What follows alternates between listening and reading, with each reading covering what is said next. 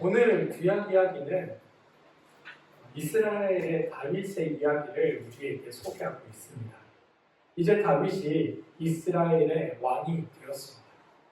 자신의 생존을 위협하던 그 원수들도 이제 다 사라졌고, 이제 정말 두 발 이렇게 쭉 뻗고 잘 만큼 평안함이 그에게 찾아온 겁니다. 그런데 그 마음에 알 수 없는 불편함이 생겨났습니다. 하루아침에 신사가 뒤바뀌어 버려 자신은 왕궁에 머물게 되었지만 여전히 하나님의 궤는 이스라엘 성막 안에, 휘장 안에 머물고 있었기 때문입니다. 그래서 다윗은 하루빨리 이 하나님의 성전을 지어야겠다라는 생각에 들게 됩니다. 그런데 나단 선지자를 통해 전해진 하나님의 응답은 이러한 다윗의 생각에 대해 칭찬하는 것이 아니라 오히려 다윗의 생각을 거절하는 단호한 거절의 말씀입니다. 너무나 뜻밖입니다. 게다가 덧붙여지는 말씀도 매우 불편하게 합니다. 사무엘은 7장 8절 말씀인데요. 우리 세 번역 말씀으로 이 말씀 함께 읽겠습니다. 그러므로 이제 너는 나를 종 다윗의 새에 전하여라. 나 만군의 주가 말한다. 양떼를 따라다니던 너를 목장에서 데려다가 내 백성 이스라엘의 통치자로 삼은 것은 바로 나다. 하나님께서 머무실 성전을 건축하겠다. 지금 내가 사는 곳이 하나님 사는 곳보다 더 멋지니 내가 차라리 저런 데 나가고 하나님을 이 멋진 곳에다가 모셔서 살게 해야 하는 것 아닌가? 얼른 하나님을 위한 성전을 건축해야겠다 라는 이 다윗의 마음은 여러분들 보시기에 어떻습니까? 기특해 보이지 않으실까요? 마땅히 그래야 하는 것처럼 느껴지지 않습니까? 다윗이 생각을 참 잘했다. 그래, 마치 다윗이 그래야지. 이런 생각이 들지 않습니까? 그런데 하나님은 뭐라고 말씀하시냐면 나의 성전을 짓겠다고? 나의 집을 짓겠다고? 너는 그런 얘기 하기 전에 네가 목동 출신이었다는 것을 먼저 돌아봐라 라고 지적하고 계시다는 거예요. 당황스럽지 않습니까? 다윗의 생각이 나쁜 생각을 한 것도 아니고 다윗은 마땅히 할 만한 생각을 했는데 거기에 대해 하나님께서 지적하시기를 네가 목동 출신에 불과했음을 기억하라라는 하나님의 말씀이 그에게 대답으로 들려왔다는 겁니다. 지금 다윗의 치명적인 약점, 그의 출신에 대한 것들을 하나님께서 지금 건들고 계십니다. 그리고 이렇게 건드시는 이유는 누가 누굴 위해 뭘 한다고? 감히 네가 날 위해 뭘 한다고? 라는 의미가 담겨 있다는 것을 알아야 합니다. 대체 하나님은 당신의 마음에 합하다라고 말했던 이 다윗의 마음을 왜 이렇게 단호하게 거절하실까요? 야, 네가 너희 주제나 알아 라는 말씀으로 이런 다윗의 마음을 딱 끊어내시는 까닭이 무엇일까요? 여러분, 우리는 많은 경우 하나님에 대해 다 아는 것처럼 생각하며 살아갑니다. 적어도 세상 사람들보다는 내가 하나님을 월등히 더 잘 알아. 내가 훨씬 더 잘 알아. 내가 참 많이 하나님을 만났어 라고 생각하며 살아갑니다. 그런데 여러분, 이런 생각은 사실 따지고 보면 다 상대적인 생각입니다. 저 사람과 비교했을 때, 저 사람에 비해, 세상 사람들에 비해서는 내가 좀 더 알지라는 생각인 겁니다. 사실 따지고 보면 우리는 모두 하나님께서 자신을 보여주신 만큼만 알 뿐이고 심지어 그것조차도 제대로 알지 못하는 게 우리입니다. 성경을 딱 읽었을 때, 처음에 딱 폈을 때 태초에라는 말씀에서부터 우리는 탁 걸리지 않습니까? 태초에 거기에 어떤 일이 있었단 말인가? 태초는 도대체 언제였단 말인가? 그때 세상은 어땠고 그때 상황은 어땠단 말인가? 우리는 감히 짐작조차 할 수 없는 존재들이 바로 우리들입니다. 그럼에도 불구하고 우리는 하나님을 다 아는 것처럼 생각하고 살아간다는 겁니다. 뿐만 아니라 이런 우주적인 차원을 고사하고 우리 일상의 신앙의 자리조차, 내 삶의 자리조차 하나님의 도우심과 일하심과 역사하심이 있음에도 불구하고 그것이 하나님의 일하심인지, 하나님의 도우심인지, 하나님의 역사하심인지, 하나님의 이끄심인지 우리는 그것도 도무지 알아차리지 못하고 살아갈 때가 너무나 많은 것 아니냐는 겁니다. 사실 하나님의 뜻은 항상 우리의 기대와 생각을 훨씬 뛰어넘어 역사하십니다. 그런데 우리는 우리가 가지고 있는 생각과 사고의 폭 속에서 하나님을 바라보고 인식하고 생각한다는 겁니다. 그런 오해가 있기에, 그런 한계가 있기에 우리는 줄곧 하나님은 자비로우십니다. 하나님은 한없는 사랑으로 끝까지 용서하시는 분입니다. 하나님은 사랑이 넘칩니다. 하나님은 그 은혜를 무한히 우리에게 베풀어 주십니다. 라는 하나님의 말씀 속에서 살아가지만 하나님의 이름으로 여전히 차별하고 담을 세워가는 일들을 우리는 멈추지 않다는 겁니다. 물론 표면적으로는 다 하나님의 뜻입니다. 하나님의 영광입니다. 라는 말을 세우면서 우리가 담을 쌓고 우리가 차별의 기준을 만들고 우리가 가름과 나눔의 기준을 만들어가는 것을 당연히 여기지만 정작 그게 왜 하나님의 영광을 위한 것인지, 그게 왜 하나님의 뜻인지에 대해서는 제대로 설명하지 못하는 것 또한 우리라는 것을 기억해야 합니다. 뿐만 아니라 끊임없는 세상과 다른 거룩한 존재가 되어야겠다 라는 그 생각 때문에, 거룩을 지켜내야 한다는 부담감 때문에, 그 부담감으로 인해 우리는 숨 쉴 틈 없이 답답하게 세상을 살아가는 것 또한 우리들입니다. 사실 따지고 보면 성경에서 거룩한 이는 오직 여호와 하나님 한 분밖에 없음에도 불구하고 우리는 스스로를 거룩한 존재로 만들어야 된다는 그 강박감에 사로잡혀서 아무것도 하지 못하는 어리석은 존재로 살아가는 게 지금 우리의 모습이기도 하다는 것, 우리는 기억할 필요가 있습니다. 오늘 성서 기자는 다윗이야말로 하나님의 마음에 합한 사람이었습니다 라고 이야기합니다. 하나님의 마음을 그보다 잘 헤아리는 사람이 없었습니다 라는 뜻입니다. 그런데 그는 오늘 하나님께서 멈춰 세우셔야만 할 만큼 헛발질하고 있다는 게 성경의 고백입니다. 무슨 말이냐? 감히 목동이었던 그가 하나님을 걱정하는 삶과 세상에서 가장 쓸데없는 걱정이 여러분 뭐라고 하는지 아십니까? 세상에서 가장 쓸데없는 걱정? 흔히 하는 말 있죠. 연예인 걱정하는 거, 그리고 재벌 걱정하는 거. 그게 세상에서 가장 쓸데없는 걱정이라고 합니다. 아무리 많아도 연예인들은 출연 한 번 하면 그 출연자 하나가 가장 급이 낮은 연예인이라도 한 200, 300씩 받아가는 거 아닙니까? 뿐만 아니라 재벌 같은 분들 우리가 아이고 저렇게 큰일 났네, 저 어떻게 하냐, 저 망하네 해도 이미 재산으로 수조원씩 가지고 있는 분들 아닙니까? 감히 우리가 걱정할 필요가 없는 분들인데 우리는 연예인들 기사가 나오고 재벌 기사가 나오면 아이고 저러면 어떻게 그걸 걱정하냐. 세상에 가장 쓸데없는 걱정이 바로 연예인과 재벌 걱정입니다. 오늘 다윗이 하나님을 걱정하는 그 걱정이 바로 이런 가장 쓸데없는 걱정이라는 겁니다. 여러분, 목동이었던 그를 여기까지 높이신 분이 누구입니까? 목동에 불과했던 그를 세워 왕으로 삼으신 분이 하나님 아닙니까? 그런데 목동이었던 그가 왕이 되고 나자 하나님을 걱정해 드리고 있다는 겁니다. 근데 여기에 단순히 그냥 하나님에 대한 걱정이 아니라 사실은 다윗의 교만한 마음이 숨겨져 있는 겁니다. 다윗은 자신의 지위가 높아지고 자신의 명성이 세상 가운데 드러나자 내가 섬기는 하나님의 명성이 나의 명성에 비해 너무 부족하다라는 생각을 한 겁니다. 당시는 여러분 신화의 시대, 신들이 세상을 다스리던 시대였습니다. 그래서 신의 이름이 높아지는 것, 신의 명성이 드러나는 것, 신의 이름이 만방에 떨쳐지는 것 그 자체가 바로 왕의 지위가 높아지고 왕의 이름이 드러나고 왕의 명성이 만방으로 떨쳐지는 일과 동일한 것으로 인식되던 시대였습니다.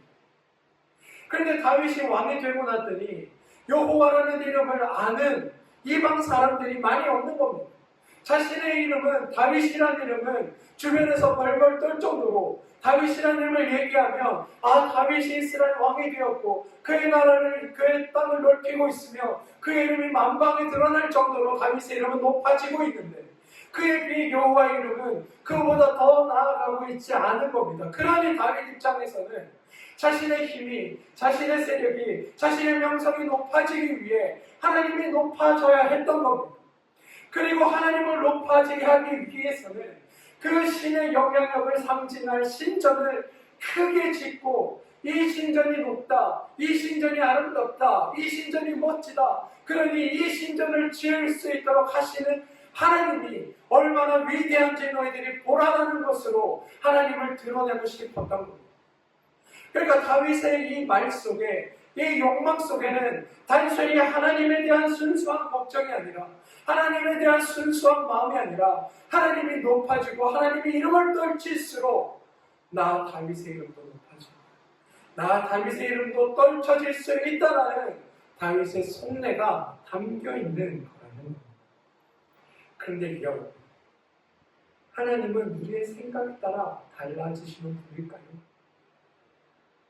우리가 하나님을 깔아뭉갠다고 해서 하나님의 존재가 깔아뭉개지는 것일까요? 반대로 우리가 하나님을 저 끝까지 높인다고 해서 온전히 하나님을 높일 수나 있는 걸까요? 우리가 하나님을 깔아뭉개도, 우리가 하나님을 업신여기든, 우리가 하나님을 모른 척하든, 우리가 하나님을 정말 보잘것없는 것으로 인식하던 간에 하나님은 그 하나님이라는 사실이 변하지 않는다는 것을 우리는 알아야 합니다. 우리의 생각이 중요한 것이 아니라 하나님 존재는 우리의 생각으로 감히 담을 수 없는 분이라는 것을 우리가 인정할 수 있어야 한다는 겁니다. 우리가 뭐라고 감히 하나님을 높인다는 말입니까? 그의 피조물에 불과한 우리가 뭐라고 하나님을 높이면 얼마나 높일 수 있다는 말입니까? 우리 피조물에 불과한 우리가 하나님의 영광을 위해 무엇을 한다면 얼마나 무엇을 할 수 있다는 말입니까? 우리가 하나님을 깔아뭉갠다고 한 듯 하나님이 깔아뭉개지겠느냐는 말입니다. 우리는 정말 하나님의 그 위엄하심과 위대하심과 존귀하심과 그 능력이 무한하심과 사랑이 무한하심에 비하면 정말 보잘것없는 아무것도 아닌 존재가 바로 우리 아닙니까? 우리가 지금 여기서 복작복작거리며 사니까 잘 모르지만 우리라는 존재를 우주적인 차원을 한번 생각해 봅시다. 저 멀리 우주 밖에서 우리를 한번 본다고 한번 생각해 봅시다. 우리라는 존재가 감히 눈에 보이기나 할까요? 우리가 달쯤에서 지구를 내려다보며 나라는 존재를 찾을 수나 있을까요? 우리는 정말 생각해보면 정말 우주에 떠돌아다니는 먼지에 불과한 게 사실은 우리의 존재입니다. 그런데 그런 존재가 우리를 창조하신 신을 높인다는 것, 신께 영광을 돌린다는 것, 신을 깔아뭉갠다는 것, 그게 우리를 창조하신 하나님께 무슨 의미가 있으며 무슨 하나님을 뭐 이렇게 우리가 재단할 수 있는 것 아니라는 게 성경의 고백이라는 것. 우리가 깔아뭉개든 높여드리든 그것과 가장 상관없이 이 땅에서 가장 존귀한 분은 우리 여호와시다. 가장 위대한 분은 우리 여호와시다. 능력이 무한하신 분은 우리 여호와시다. 이게 우리가 읽는 성경의 고백이며 우리의 신앙의 고백이라는 겁니다.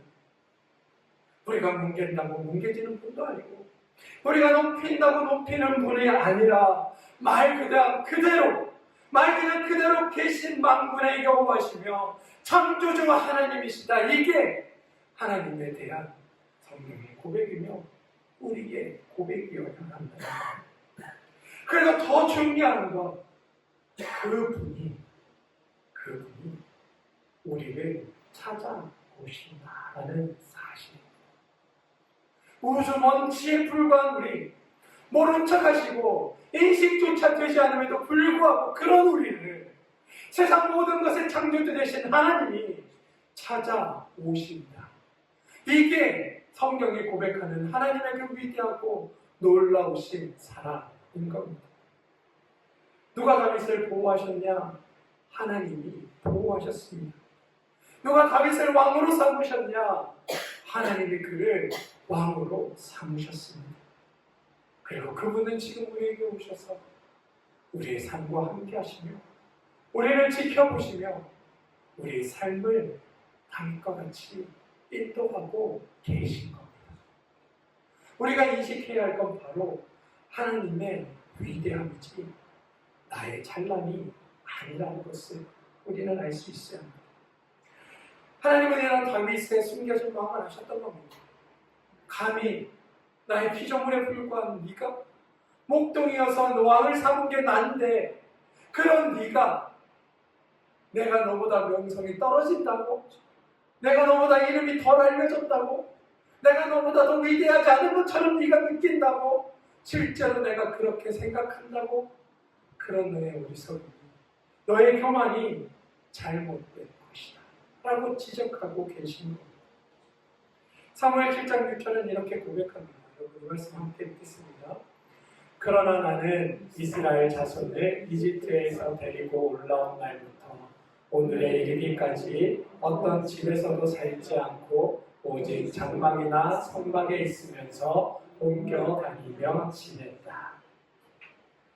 내 안위, 내 영광, 내가 해낼 수 있는 것들만 들여다보던 다윗과 달리 지금 이 순간에도 하나님은 어디에 계시냐 하면 성막이나 장막이나 우리가 함께 있는 그 자리에 옮겨 다니며 내가 너와 함께 있다라고 말씀하고 계시는 거예요.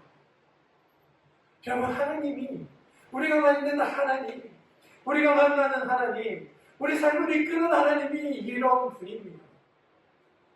저 위대하시고 저 놀라우시고 저 창조주 되셔서 정말 뭐 하나 아쉬울 것 없고 뭐 하나 부족한 것 없고 뭐 하나 모자란 것 없으신 그분이 우주 먼지보다 부족한 우리를 향해 찾아오셔서 우리와 함께하고 계신다. 네가 장막이면 그 장막에, 네가 성막이면 그 성막에, 네가 옮겨다니는 그 자리에 내가 함께하는 하나님으로 너와 함께하고 있다. 그러니 너는 네가 나를 위해 뭘 한다는 생각하지 말고 너 가운데 거하는 나를, 너 가운데 있는 나를, 너와 함께하고 있는 나를 먼저 알고 나와 함께하고 있음에 기뻐하라. 나는 네가 높인다고 높여질 수 있는 존재도, 네가 깔아뭉개다고 깔아뭉개질 수 있는 존재도, 여기 있는 모든 사람들이 나를 잊어도 나는 없는 존재가 아니라 여전히 하나님으로 존재하며 창조주로 너와 함께하고 있는 자가 나 여호와다라고 말씀하고 계시다는 겁니다. 여러분, 이러한 하나님이 함께 계심이 어디에서 가장 많이 드러난지 아십니까? 바로 예수 그리스도를 통해, 이 땅 가운데 오신 예수 그리스도를 통해 그것이 가장 분명하고 선명하게 우리 가운데 드러나는 겁니다. 주님이 이 땅에 오셨습니다. 예수님이 이 땅에 오셨습니다. 하나님 아들로 이 땅에 오셔서 가장 중요한 두 가지를 하셨는데 그것이 무엇이냐 하면 오늘 읽은 신약 말씀에 담겨 있습니다. 첫 번째는 가르치시는 일입니다. 무엇을 가르치셨냐? 내가 왜 이 땅 가운데 왔는지, 내가 누구인지, 나라는 여호와가, 하나님이라는 존재가 어떤 존재인지 알도록 가르치신 겁니다. 복음서에서 읽게 되는 주님의 행적, 우리 한번 이 시간 따라가 보겠습니다.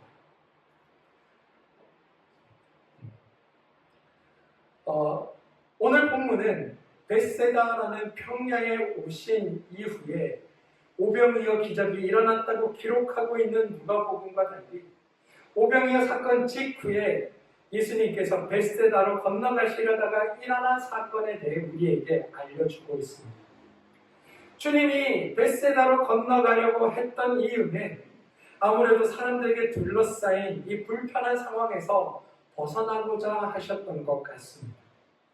하지만 외딴 곳으로 피하려던 첫 번째 계획은 이미 먼저 와서 있던 사람들 때문에 실패합니다. 근데 여러분, 놀라운 사실은 이스라엘에 가보시면 갈릴리라는 호수가 있습니다. 그게 어마어마하거든요. 그게 보면 여기서 보면 이제 바다라고 표현할 정도로 이렇게 수평선이 보일 정도입니다. 그런데 예수님께서 이곳에서 이렇게 호수를 가로질러 저편으로 가신다는 말이죠. 이렇게 저편으로 가는 거를 사람들이 위에서 지켜보고 있었습니다. 그리고 예수님께서 가는 동선을 보니까 저곳이겠구나 라고 생각했던 겁니다. 그래서 사람들이 어떻게 움직였냐 하면 이 호수를 삥 둘러가지고 예수님보다 앞서 그 자리에 도착해 있는 겁니다. 지금 상황이 이해가 되시나요? 지금 예수님께서는 호수를 가로질러 직선으로 이렇게 반대편으로 가시는데 사람들은 이 예수님을 만나고 싶어 이 호수를 이렇게 삥 둘러서 예수님보다 앞서 거기에 가 있는 상황이라는 겁니다. 그러니 주님께서 나오셔서 그들을 보자 그들이 오늘 말씀처럼 목자 없는 양 같음으로 인해 불쌍히 여겨졌다라고 말씀하고 계신 겁니다. 그 전에 어떤 일이 있었냐면 오병이어의 기적이 일어났습니다. 예수님을 통해 사람들이 저분만 따르면 내가 평생 굶지 않고 살 수 있구나. 저분만 따르면 일용할 양식이 우리에게 매일 주어지는구나. 저분을 따르면 매일 먹을 만한 풍부한 것들이 우리 가운데 주어지는구나. 저분을 끝까지 따라야 되겠다고 생각했던 사람들이 이 호수를 빙 가로질러 예수님을 만나기 와 있었다라는 겁니다. 그런데 예수님께서 오병이어의 기적을 베풀어 주신 것, 이건 너희가 광야 40년간 떠돌 때 날마다 너희를 먹이며 입히며 너희를 굶주리게 하셨던 분이 하나님임을 기억하라라는 선언의 말씀이셨습니다. 하나님이 너희의 모든 것을 책임지신다. 너희의 일용할 것들을 책임지신다. 하나님은 너희가 굶주리지 않고 부족하지 않고 자고 넉넉하도록 베푸시는 분이 바로 우리의 하나님이다. 하나님을 쫓고 하나님을 따르고 하나님을 알고 하나님 안에 살아가는 그것이 바로 그런 하나님의 돌봄을 받는 일이다라는 것을 가르치셨던 건데 사람들은 그 은밀한 내막을 이해하지 못하고 당장 오늘 먹을 것, 내가 오늘 입을 것, 내가 당장 오늘 필요한 것을 해결하기 위해 하나님을 찾기 위해 이것을 삥 둘러왔다는 겁니다. 그러니 주님 보시기에 이들이 얼마나 불쌍해 보였겠습니까? 이들이 그들의 목자가 하나님임을 제대로 알았다는 겁니다. 이들이 그들의 목자가 하나님이라는 것을 제대로 알고 살았다는 겁니다. 이들이 살아가는 동안 하나님이 자신의 목자 되심을 제대로 인식하고 살았더라면 이렇게 먹을 것 한 번에 이 먼 거리를 가로질러 나를 위해 오지 않았을 텐데 그냥 나의 삶을 돌보고 인도하시는 하나님 가운데 하나님 안에서 기뻐하며 살아갈 수 있었을 텐데 이들이 여전히 이들의 목자가 하나님임을 알지 못합니다. 그래서 주님이 이들을 불쌍히 여기시고 안타까워 하셨다. 하나님을 모르는 당장 오늘 주어지는 일용할 것들에 당장 오늘 주어지는 이 콩고물에 당장 오늘 주어지는 눈앞의 이익에 너희들이 집중하고 살아갈 수밖에 없구나. 나의 삶 전체를 끄는 하나님, 나를 굶주리지도 않고 부족하지도 않게 먹이시는 하나님을 보지 못하는 지금이 너무 안타깝다라는 생각을 하셨고 그것을 때문에 이들을 가르치신 겁니다. 무엇을 가르치셨을까요? 그럼 무엇을 가르치셨을까? 바로 하나님이 누구인지, 너희가 믿는 하나님이 어떤 분인지, 그분이 창조주됨이 어떤 의미인지, 그분이 너를 사랑한다는 게 어떠한 말인지, 그들이 우리와 함께하고 있다는 그 말씀이 어떤 의미를 가지는지, 그것이 우리의 삶을 어떻게 바꾸어가며 어떻게 살아갈 수 있도록 이끌어내는지를 예수님께서 그곳에 모인 모든 이들에게 가르치셨다는 게 성경의 고백인 겁니다. 재밌는 사실은 오늘 여기에 모여있는 사람들, 이거를 헬라어 성경으로 보면 오클로스라는 단어로 부르고 있습니다.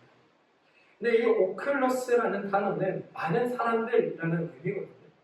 군중이라는 의미입니다. 그런데 보통은 이 군중을 의미할 때 성경은 라오스라는 단어를 씁니다. 이 말은 뭐냐면 그냥 모여있는 무리, 이런 것들을 라오스라는 단어를 쓰는데, 오늘은 특별히 이 본문에서는 오클로스라는 단어로 무리를 이야기합니다. 왜 그럴까? 왜 이렇게 오클로스라는 무리를 이야기할까? 라오스라는 단어는 한 나라의 백성, 한 민족에 속해 있는 민족, 이런 개념입니다. 그런데 오클로스는 한 무리라는 개념이에요. 그게 뭐냐 하면 한 나라, 한 민족과 같은 어디에 소속되어 있지 않고 그 소속으로부터 바깥에 머무는 사람들을 오클로스라는 말로 부른다는 겁니다. 그러니까 지금 주님 앞에 몰려있는 이들을 오클로스라는 말로 불렀다는 것은 이들이 유대인이고 하나님의 백성이고 하나님의 사람들이지만 하나님의 사람들로부터, 하나님의 백성들로부터, 아니 유대 민족들로부터 민족에 속해 있는 사람들로 인정받지 못하고 있는 무리의 사람들이라는 의미입니다. 다시 말해 어떤 얘기냐면 병들고 사람들로부터 죄인이라고 취급당하고 사람들로부터 손가락질 당하고, 그래서 유대인이라는 무리에 들어가지 못한 채로 지금 자신들에게 주어진 이 죄인이라는 이것들을 굴레를 벗어야 나야 하는 사람들의 모임이라는 겁니다. 그러니 예수님 주변에 몰려있던 사람들은 다 가난하고 굶주리고 병에 걸리고 헐벗고 사람들로부터 유대 무리에 들어가지 못한 채 광야 주변에 흩어져 살아야 했던 자들이었다는 것을 보여주고 있다는 겁니다. 그런데 그런 사람이 남자만 5천이 넘었다라고 성경은 고백하고 있는 겁니다.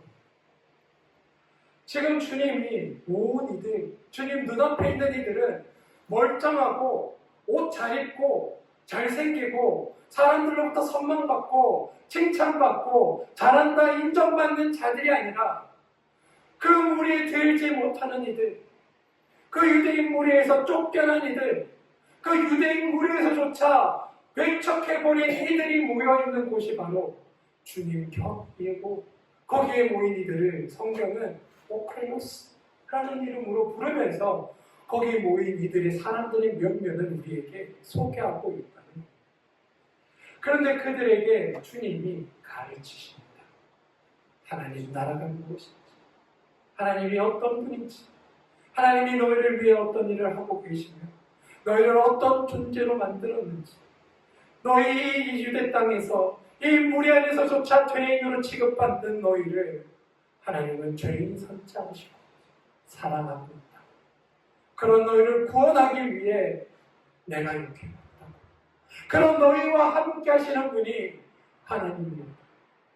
목동이었던 다윗을 찾아가셔서 그를 왕 삼으셨듯이 지금 우리에게 쫓겨난 너희에게 찾아오셔서 너희와 함께 하시면 너희를 죄인하고 구분지연기 굴레로부터 해방하고 벗어나게 하여 온전한 하나님의 자녀로 삼아주신 그분이 지금 너희와 함께 여기에 계시다. 하나님께서, 예수님께서 그들을 가르치고 계셨다는 겁니다. 이걸 우리는 뭐라고 부르냐? 복음이라는 말로 부르는 겁니다. 사랑하는 성도 여러분, 예수님은 이 땅에 오셔서 우리를 구원하셨습니다. 막상 따지고 보면 주님이 이 땅에 오실 필요가 있었을까? 아니요, 여러분, 그렇지 않습니다. 안 오셔도 됩니다. 오지 않으셔도 상관없습니다. 우리가 뭐라고? 저 많은 우주의 모든 피조물 중에 눈에 보이지도 않는 먼지와 같은 존재들에 불과한데 우리가 여기에서 굶어 죽던, 여기에서 힘들게 살다 죽던, 여기에서 고통당하던, 여기에서 슬픔을 얻던, 그게 하나님이랑 무슨 상관이 있다고? 그게 하나님께 어떤 영향을 미친다고? 그것이 하나님께 어떤 의미가 있다고 하나님이 우리를 위해 찾아오신다는 말입니까? 만들어놨으면 됐지. 여기 있는 걸로 됐지. 너희가 존재하는 걸로 됐지. 나머지는 너희들이 해야 할 뭐가 아니니? 그냥 열심히 살아. 대충 살아.